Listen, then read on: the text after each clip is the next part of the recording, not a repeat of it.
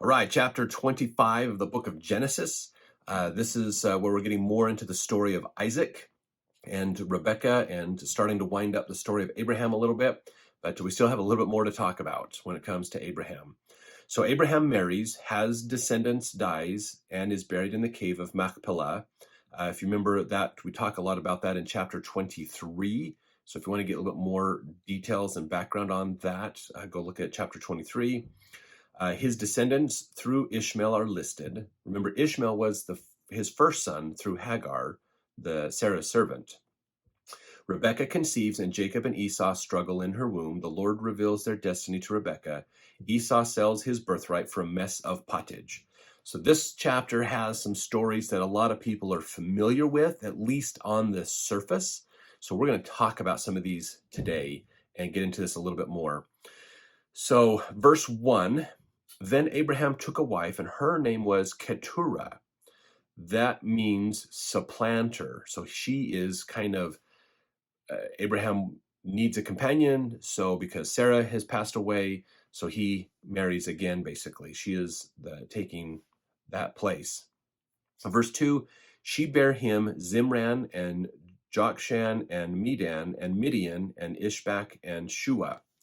So those names some of those names are in the Bible dictionary. You can look those up to understand those better. Verse 3, and Jokshan begat Sheba and Dedan. The sons of Dedan were Esherim, Letushim, and Lumim. So all of those are a little bit more of an Egyptian name in them. So really fascinating, because when you look at even Book of Mormon names, they have that I am or IN ending on some of them, and it's very similar. The sons of Midian, Ephah, Epher, and Hanok, and Abidah, and Eldah, and these were the children of Keturah. And Abraham gave all that he had unto Isaac. So these kids didn't necessarily get a lot from what it sounds like. But unto the sons of the concubines which Abraham had, Abraham gave gifts and sent them away from Isaac his son, while he yet lived eastward unto the east country. So it sounds like Abraham, he had other family, but he didn't necessarily keep the family together with Isaac and things. So Isaac was kind of different from everybody else, separated out. Verse 7, these are the days of the years of Abraham's life, which he lived 115 years. So that's a long time, like 100 and what was that be, 145 years, I think so. I could be wrong on that one, but that's a long time. Verse 8, and then Abraham gave up the ghost and died in a good old age, an old man and full of years, and was gathered to his people. And his sons Isaac and Ishmael buried him in the cave of Machpelah in the field of Ephron, the son of Zohar the Hittite, which is before Mamre, the field which Abraham purchased of the sons of Heth. Okay, there was Abraham buried, and Sarah his wife. So this is that tomb. If you remember, we talk about that tomb and how it was found in earlier, more modern times. So I mean, I'm talking like 1800s time frame, basically, and that's how we came to get the book of Abraham. Let's see, and it came to pass after the death of Abraham that God blessed his son Isaac, and Isaac dwelt by the well Lahai Roi. Remember, that was mentioned in the last chapter, that Isaac was hanging out by that well, and in that near that field when he met Rebekah, basically. So Isaac is in this area, and this could be another well that Abraham himself dug and helped out. So verse 12, now these are the generations of Ishmael, Abraham's son, whom Hagar the Egyptian, Sarah's handmaid, bare unto Abraham. So now we're getting into the names of the sons of Ishmael and their generations, basically. So these are, and see, verse 16, I'm going to jump ahead here. These are the sons of Ishmael, and these are their names by their towns and by their castles, 12 princes according to their nations.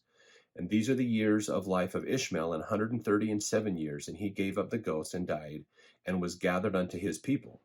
And they dwelt from Havilah unto Shur, that is before Egypt, as thou goest toward Assyria. And he died in the presence of all his brethren. So now they're giving those generations of Ishmael, and now Ishmael's passed on, so we've kind of jumped through this generation. And Ishmael, if I remember correctly, is his descendants are the more Arab nations through the Middle East, basically, was more of Ishmael. That's where Islam gets their line of lineage back to Abraham, is through Ishmael, if I remember correctly.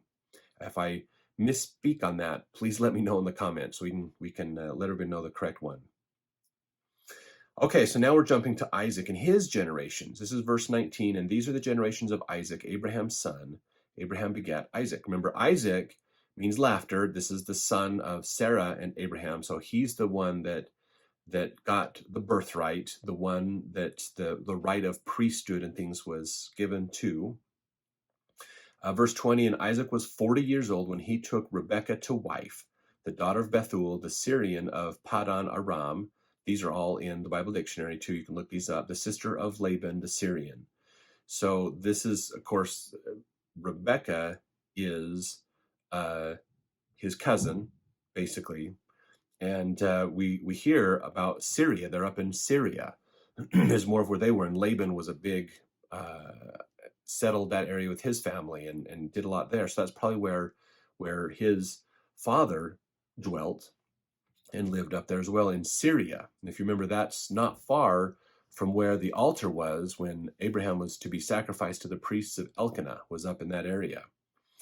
Verse 21, and Isaac entreated the Lord for his wife because she was barren, and the Lord was entreated of him, and Rebekah, his wife, conceived. So excuse me, this is kind of that similar idea that Abraham and Sarah couldn't conceive. Now Isaac and Rebekah are having a hard time conceiving. And so Isaac prays, and Rebekah bears a son. And the children, notice that's plural, so they realize there's twins, struggled together within her. And she said, if it be so, why am I thus? And she went to inquire of the Lord. So now she's going, what is going on? These two kids are like crazy. They're like moving around and doing stuff inside. This is nuts. I'm sure there's many women out there that have had those kinds of experiences with their own twins. In fact, if you have, it'd be interesting to hear in the comments your thoughts on that idea that what Rebekah is experiencing, basically, having these twins inside of her and being very active kids.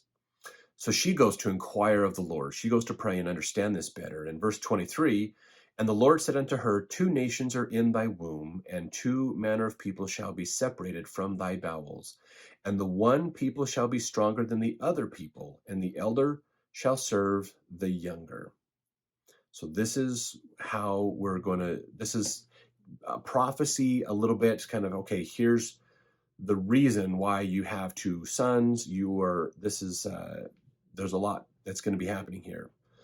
So a little bit of prophecy given to her. The elder will serve the younger. So that's an interesting point to realize. There are going to be 2 nations. One's going to be stronger than the other, and the elder will serve the younger. So those are some important points to bring up. And remember, verse 24, and when her days to be delivered were fulfilled, behold, there were twins in her womb, and the first came out red all over like an hairy garment, and they called his name Esau. In Bible dictionary, you can look up his name Esau to understand that better. And after that came his brother out, and his hand took hold on Esau's heel. His name was called Jacob, and which Jacob is in the Bible dictionary too. And Isaac was 80 years old when she bare them. So that's how they came out. So Esau was the firstborn, the oldest, technically. They're the same age, but because Esau was first, he's kind of the older one, and then Jacob would be the younger one of the 2 in a way. So we now know Esau will be a servant of Jacob because of what Rebekah was told. Verse 27, and the boys grew, and Esau was a cunning hunter, a man of the field, and Jacob was a plain man dwelling in tents. And Isaac loved Esau because he did eat of his venison, but Rebekah loved Jacob. So we learn that Esau was a great hunter. Okay, this is not an uncommon theme that we see coming out at this time. If you remember, when we go back to we did a special video on Noah and some artifacts from the ark.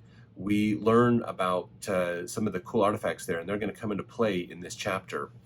So Esau was a hunter like Nimrod, who was the great king of the Tower of Babel, and during that whole time period as well. And there's a lot of stories of Abraham going against Nimrod, and they kind of, whether they were at the same time frame or not, or another king who kept that name Nimrod, is yet to be debated and discussed by scholars. But realize that there's this idea of the mighty hunter, the great warrior that becomes the king, basically. And Esau follows in this pattern of this great hunter. And so we find that Jacob wasn't a great hunter. He was more of a farmer. He dwelt in a tent. He hung out in more farm, more growing of crops and other things like that. Not quite as, manly, har, har, har type stuff, the hunting and killing and things like that. But it's really interesting as we get into this story here. We're going to tell a little bit more of some other details from apocryphal writings.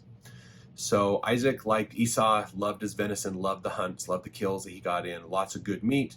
But Rebekah was favoring Jacob. Now, I don't know if Rebekah told Isaac about the revelation that she had been given about her sons, but she understands that there's something special about Jacob. And I'm sure she loved both of her sons equally.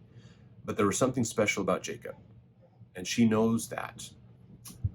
So in here we learn in verse 29, and Jacob sawed pottage, and Esau came from the field, and he was faint. So Jacob has this pottage or like a porridge. So he grows grains. He has food. And Esau comes from the field. He is faint. He is tired. And verse 30, Esau said to Jacob, feed me, I pray thee, with that same red pottage, for I am faint. Therefore his name was called Edom. Now, Edom is in the Bible dictionary, and you can look that up again. I want you to get used to going back and forth to get in the Bible dictionary, because there's so many cool things in there. Get used to using that Bible dictionary. So now he says, basically, give me some of this red pottage. What the red pottage was, I don't know. It's probably a grain. Could be like a red wheat maybe, or a buckwheat or something was possible. And then verse 31, and Jacob said, sell me this day thy birthright. So this is where we kind of get a little bit of I think the way the Bible has this interpreted, it sounds bad. It looks like Jacob is taking advantage of the fact that he didn't get the birthright because he's not the oldest, and the oldest usually got a double portion of the father's possessions. And so Jacob is taking advantage of Esau and basically blackmailing him in a way into saying, look, I'm not going to feed you. I know you're like near death. You're really struggling. But here's what I want to do. I will give you this food, but I'll save your life, but you're going to give me your birthright. So it kind of sounds negative on Jacob, that he's basically manipulating his brother to enrich himself and become wealthy, which really is a philosophy that makes 100% sense to the world.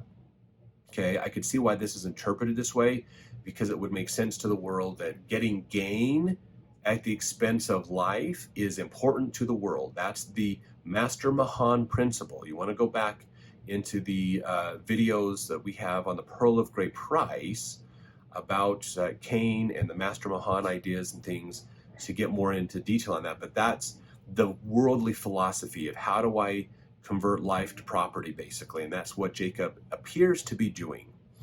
Now, we learn from apocryphal writings that there's a lot more to this story. So here's something that we get from, that Hunibli says on here. He says, this is kind of a quote I pulled out about a garment, basically. This isn't, the birthright isn't the literal birthright of that double portion of wealth from the father. This says, Redition that Nimrod became jealous of the rival hunter Esau, so much for chronology, lay in ambush for him, but was defeated by Esau, who cut off his head and took the valuable garments of Nimrod, with which Nimrod prevailed over the whole land or earth, and he ran and concealed them in his house. These garments, says the report, were nothing less than the birthright which Esau later sold to Jacob.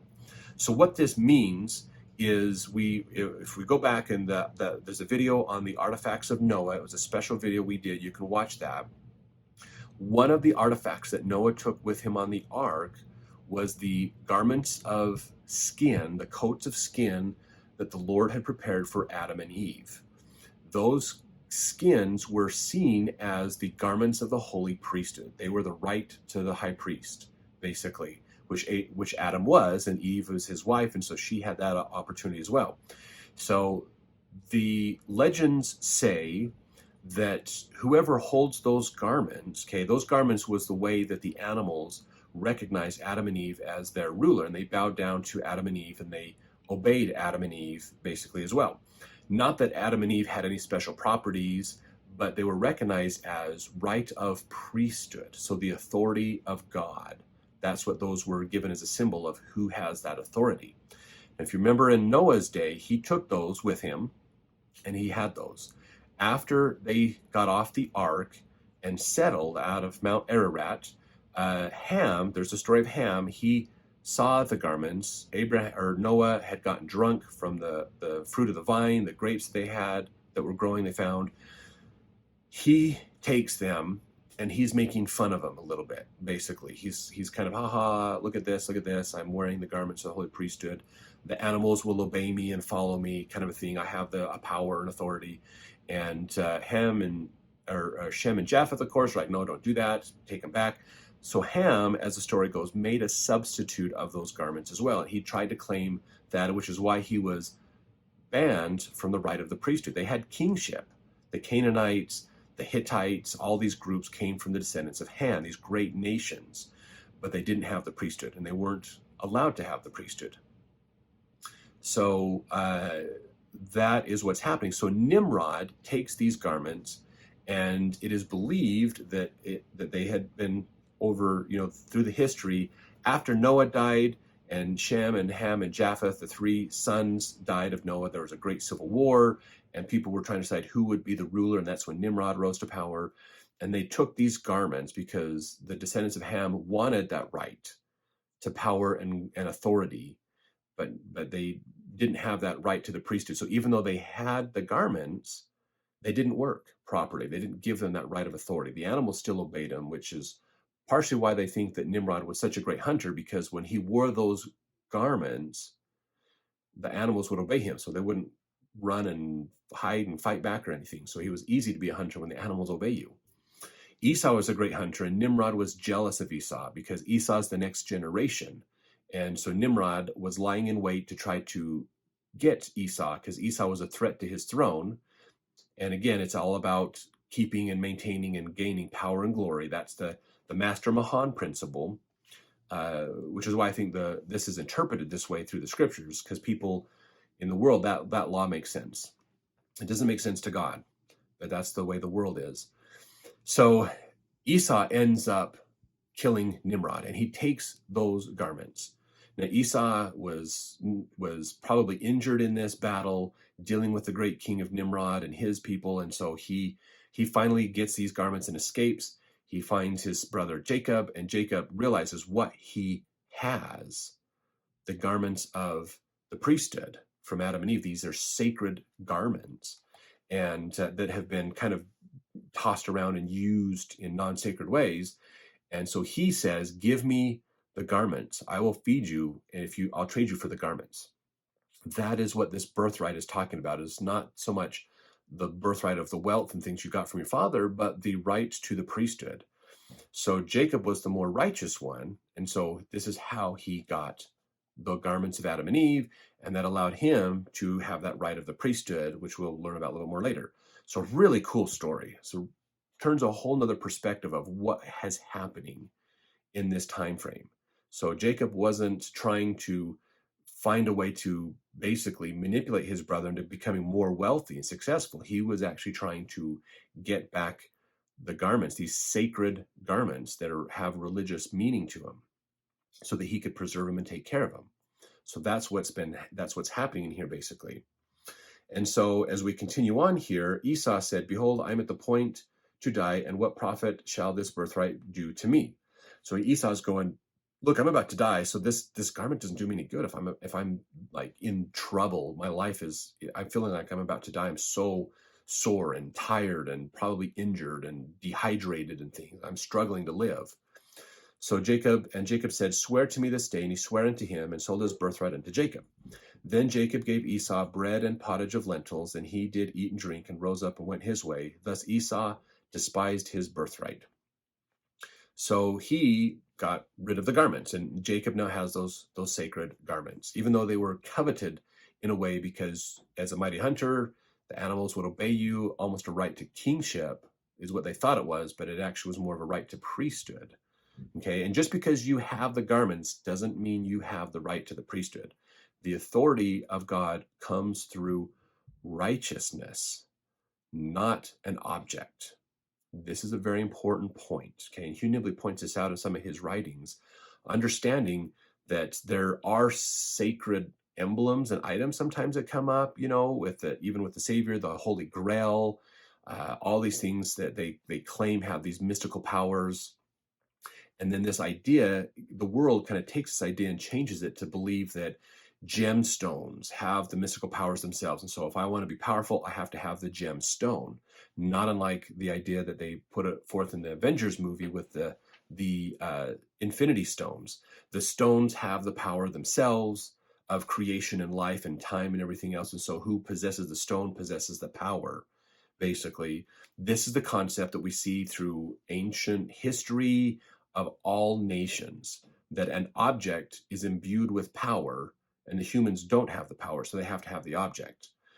The reality is where this comes from what Hugh Nibley says, is really this idea of there are sacred artifacts that represent priesthood, but it's not the artifact that has it. It's the priesthood authority, which comes through righteousness, that gives that effect. So even though this garment was there, it didn't necessarily work the same, because of the righteousness of the wearer wasn't there. So under the right people, with that righteousness, that authority would work. But without the righteousness, it doesn't. As we learn in the Doctrine and Covenants, if you have priesthood, but you do things wrong, amen to your priesthood in the moment. It leaves the moment you do something unrighteous with it. So just because you have the priesthood doesn't mean it's in effect when you do something bad. If you misabuse it, it goes away immediately. You don't have that right. You may still be an office holder in the priesthood. You may have that priesthood authority endowed on you, but God doesn't recognize it in the moment you use it the wrong way. So this kind of that same idea is what's happening here. So Jacob now has the garments, and he's the more righteous one, and so they'll be more of effect. So really interesting stuff that we learn from here. Such a cool story, cool and interesting idea that these concepts of priesthood, concepts of righteousness and authority of God are still here. This isn't some new concoction that Joseph Smith comes up with, that because Christianity didn't really believe in it a whole lot. This stuff has happened from Adam and Eve's time. And we see more and more of this coming out, that what we have in the restored gospel has always been there in some form, basically, which is really cool. So stick around for chapter 26 for more of this story.